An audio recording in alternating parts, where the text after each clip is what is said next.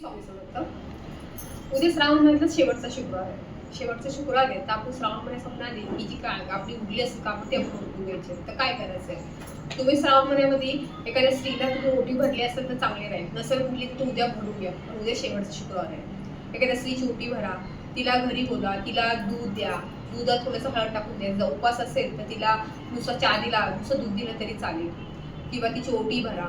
तुम्हाला तेही शक्य नसेल, कोणी येत नसेल तर तुम्ही मंदिरात जावा, मंदिरात देवीची ओटी भरा. कोणत्या मंदिरात जावा, देवीची ओटी भरा. हे काम नक्की उद्या करा.